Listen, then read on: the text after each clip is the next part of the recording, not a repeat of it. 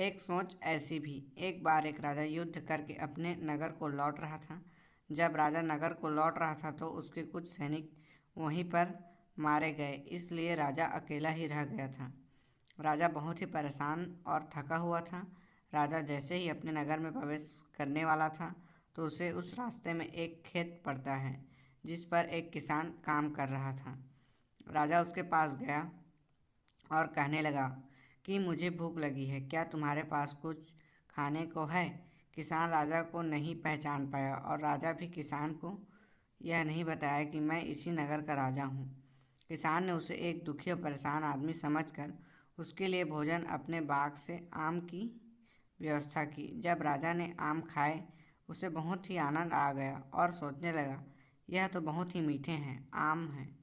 किसान बड़ी मेहनत करके अपना खेत में अच्छी फसल उगा पाता है। फिर राजा ने किसान से कहा, क्या तुम्हारे पास राजा लगान लेते हैं?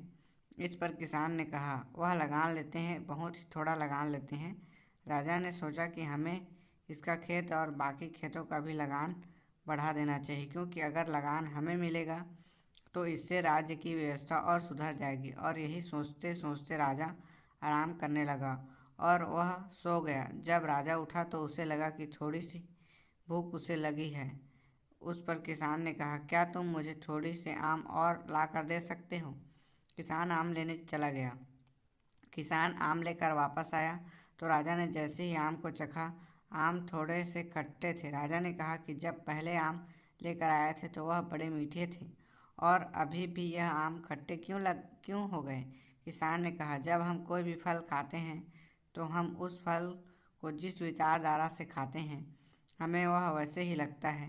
राजा को अपनी बात समझ आ गई कि किसानों से कर लेना भी परेशानी, अगर हम इन्हें से कर लेते हैं तो इन्हें भी परेशानी होती है। इसलिए जब मैंने सोचा था कि आम मीठा था, जबकि मेरे सोचने में अब भिन्नता आ गई, इसी वजह से आम खट्टे लग रहे हैं। और राजा ने अपनी गलती का एहसास किया। Thanks for watching. Subscribe for more video. Thank you.